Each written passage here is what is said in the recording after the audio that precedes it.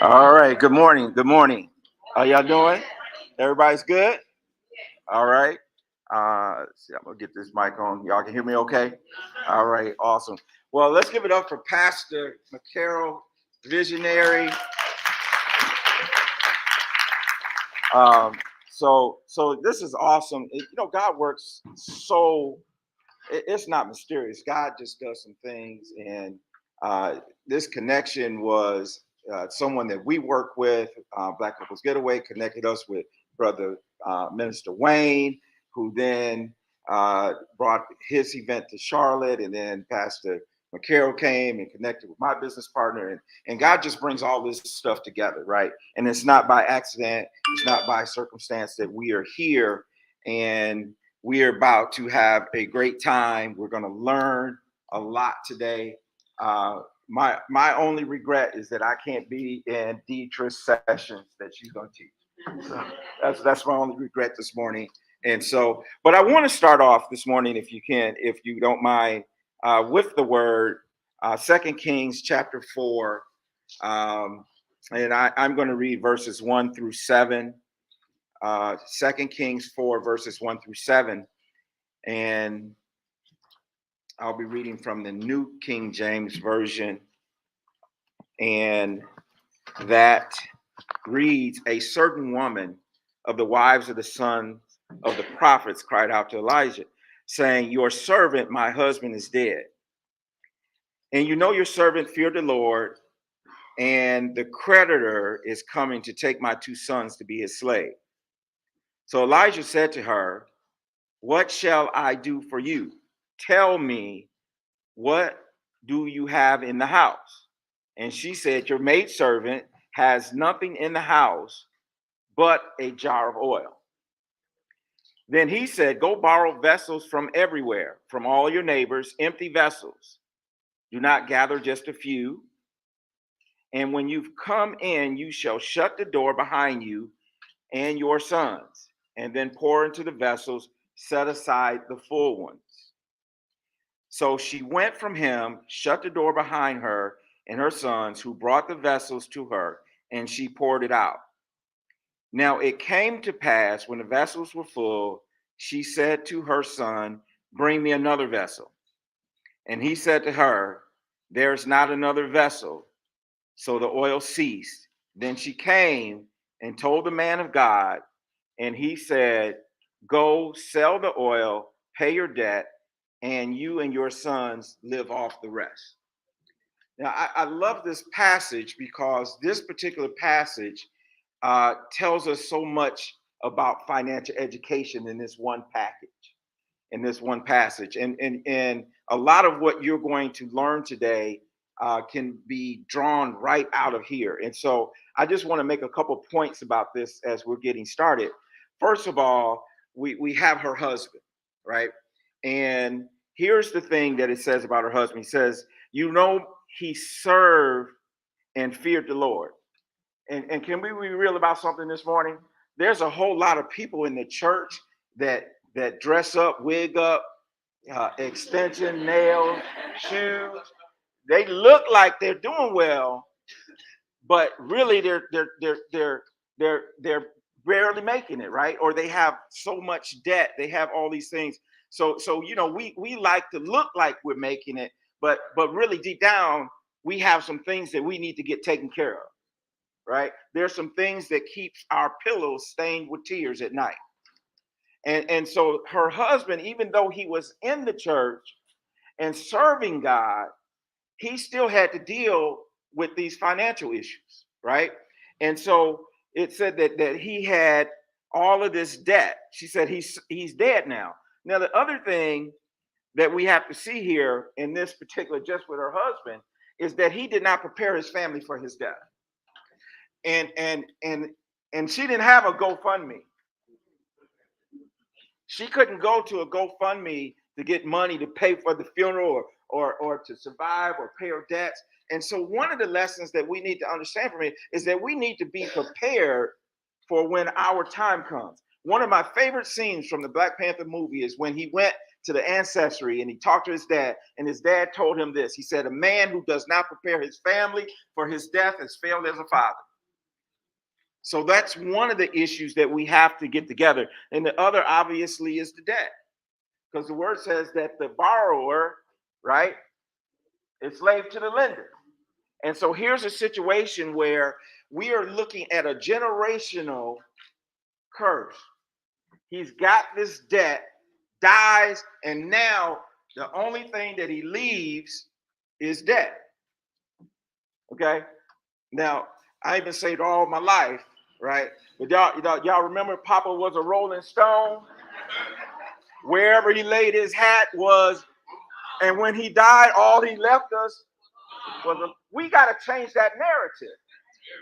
We got to change that narrative, right? So that's the first thing there, is that he's created this generational thing where this is now getting passed on to his widow and his kids. Now let's talk about her. What I love about this woman, this widow here, is that she was humble enough and wise enough to say, I'm in some situation here. I don't know how I'm gonna get out. So what am I gonna do? I'm gonna go to the man of God, right? Because there is wisdom in a multitude of counselors, right? So first thing I'm gonna do is I'm gonna turn to God. I'm gonna go to the man of God and figure out, what am I gonna do about this situation?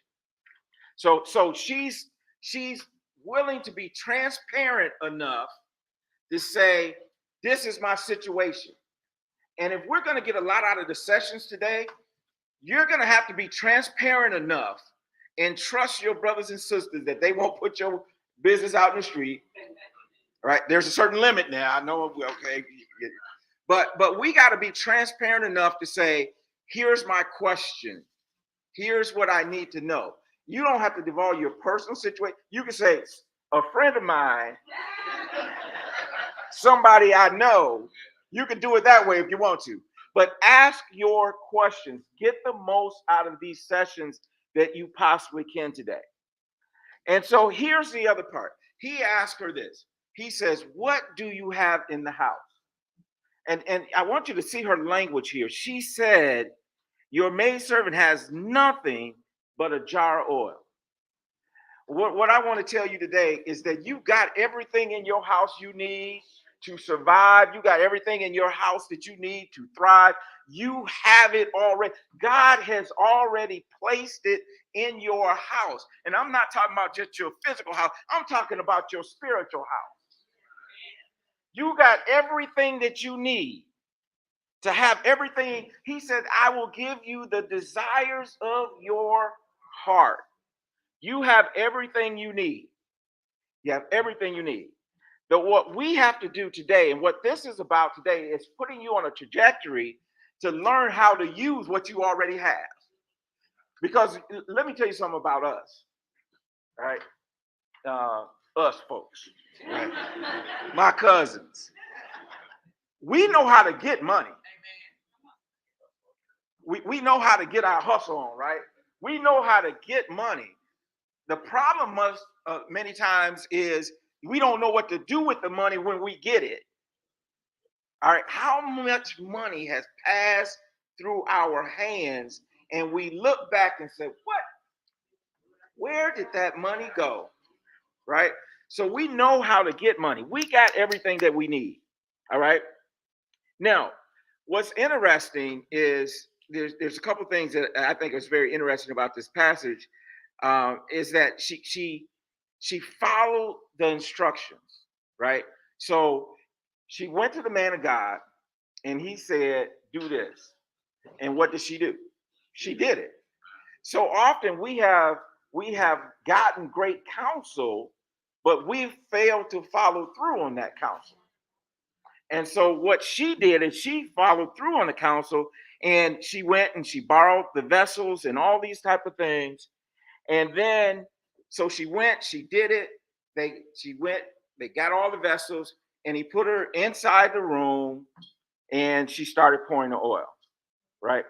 Now, what's so interesting, the last couple points I want to make about this is that he did not go to her and say to her, I want you to go borrow vessels. I want you to fill them with oil. Then I want you to go sell them. He didn't say that, because you got to understand that he was dealing with a mindset. She had a poverty mindset. And what we got to do is we got to break that poverty mindset. Because if he would have went to her and said, I want you to do this and this and this and then go sell them, she might have had all kinds of excuses. Well, that's not going to work. I can't start. I can't do that. That's, he even had to tell her. If you look at the verse, when he asked her what she had, she said, I have nothing. Listen to the language. That's a negative language. That's a negative mindset. I ain't got nothing. How many times have we said that? I ain't got nothing. I can't get a house because I ain't got this. I can't invest because I ain't got that. We do that, and we start to speak that negativity into our life and into our finances. And guess what? Whatever you say about yourself, that's what you're going to have. But what did God say about you? He said that you're fearfully and wonderfully made. He said that my Father has a cattle on 1,000 hills. He didn't say that. He did not put a poverty mindset in us, right? But she has this poverty mindset, even to the point he knew it. Because when you look at verse 3, he told her, go borrow vessels from everywhere, from your neighbors, empty ones. And he knew that he was dealing a poverty mindset, because he had to tell her, don't get just a few. Don't get just a few. I want you to get a bunch of them. Let me say it like my grandma, a whole heap of them. All right, because with that poverty mindset, she might have went out and got 3 or 4 jars. He's like, no. But he had to bring her there, right? He couldn't just take her there. He said, don't get just a few. And so then what he does is then he tells her to go in, close the door. Right? So what is happening is that she's behind closed doors, and he's working on her belief. He's working on her mindset. And there are times in our life where we got to close some people off, because they're going to have something negative to say. They're going to have something. When I first went in insurance, my daddy, God, I love him, God rest his soul. He said, you got a degree and you're going to become an insurance man? Really? But we have to understand that not everybody understands the vision. So he puts her inside the room and allows her to pour the oil. So while she's pouring this oil, her belief system is building, because the oil keeps pouring, right? And so then when she's done pouring the oil, he says to her, and in the verse 7, he says, she says, there's not another vessel. And she came and told the man of God, and he said, go sell the oil. In other words, he told her, you are no longer going to be a consumer, you are going to be a manufacturer. You're no longer going to be a buyer, you're going to be a supplier of goods and services. You are going to be an entrepreneur. You're going to do that. Now, what's interesting, he didn't tell her to go get this oil and sell it. He told her he did tell her to sell it, but what he didn't do is tell her to go move to Atlanta, because it's going to be better here. He didn't tell her to run from her problem. He told her to deal with her problem, and that I will be with you because I am more than the world is against you. So he said, go sell the oil. He didn't tell her to file bankruptcy. He didn't tell her to try to not pay her bills. He didn't tell her to try to escape out of it. He said, go, you become a seller. You become a provider of goods and services, a manufacturer. You're no longer part of the $1.7 trillion retail people that they put that label on us. Now she becomes one of the providers, and she's providing income even for her and her sons. And then he says, and pay your debt and live off the rest. In other words, live within your means. Pay your debt off and then live within your means. Now, the other thing that I love about this is if when you look at this, he says to her, go get these empty vessels. Now that might have seemed kind of odd, right? But look at how God is working. Understanding that if she goes and gets the empty vessels, that means they're what? They're empty. So everybody that she gets an empty vessel from don't have any oil. He's already setting up her customer base. Look, so all the empty vessels represent people that needed the service that she is about to provide. And I'm telling you right now, whatever God has put in your heart, he's already prepared people for what you are about to do. Because wherever there is a vision, there is a provision. All right. So he says, go get these empty vessels.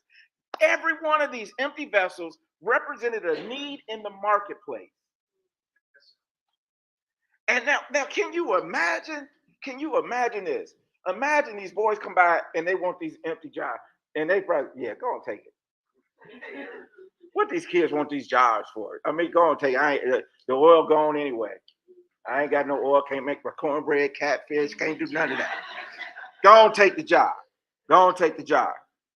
And now here it is.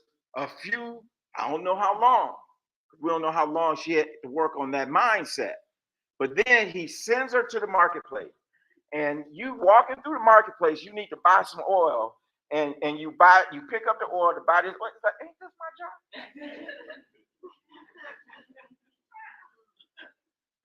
job? Cause wait a minute. Why am I buying my jar that I gave them?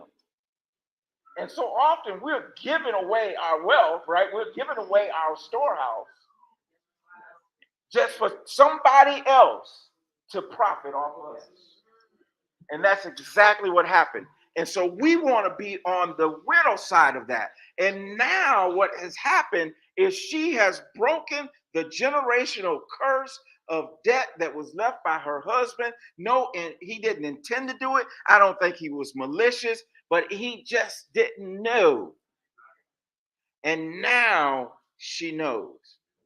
So what I want to encourage you to do today, as you go through the workshop, as you're listening to Deidre, as you come to my work, is make sure that you just don't become a hearer of the information, but you become a doer.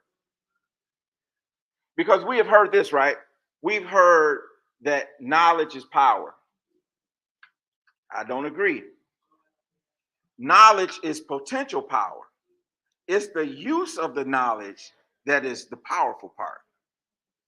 So you take something today, if you don't walk away with nothing else but a couple nuggets that you said, I'm going to do this, start there. But act steadfast immediately.